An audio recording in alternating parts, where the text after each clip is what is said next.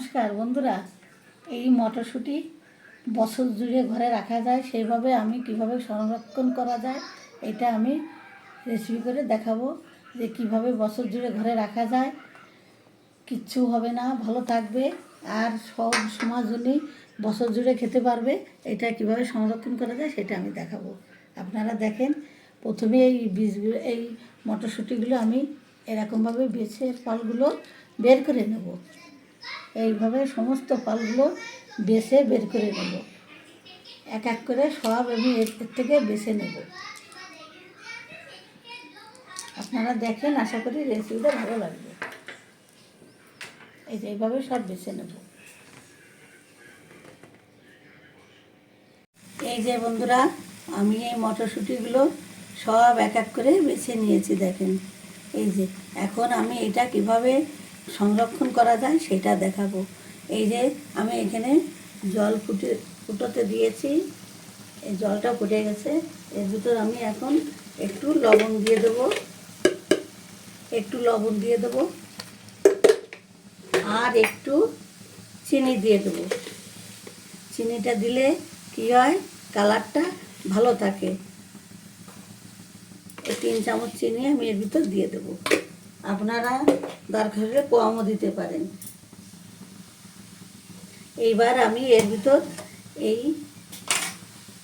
মটরশুঁটিগুলো সব ঢেলে দেবো।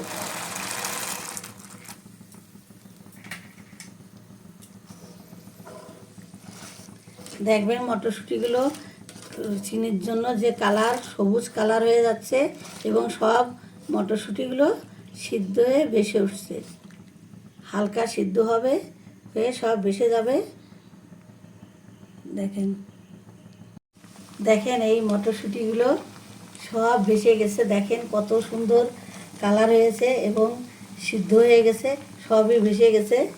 এই যে দেখেন, ওই চিনিটা দেওয়া, লবণ একটু দেওয়া। এই যে আমি এখন এটা নামিয়ে নেব। এটা আমি এখন নামিয়ে নেব। এই দেখেন কত সুন্দর কালার হয়েছে, দেখেছেন? বছর জুড়ে এরকমই কালার থাকবে, এরকমই থাকবে, কিচ্ছু হবে না। এই যে আমি এবার ঢেলে নিচ্ছি। আমার সিদ্ধ করা হয়ে গেছে। দেখেন বন্ধুরা, এইভাবে করে নেবেন, কত সুন্দর দেখাচ্ছে, খুবই ভালো হয়েছে। এরপরে আমি কিভাবে প্যাকেট করি, কিভাবে রাখি সেটাও আপনাদের দেখাবো। ডিপ ফ্রিজে রেখে দিলে বছর জুড়ে ভালো থাকবে, কিচ্ছু হবে না।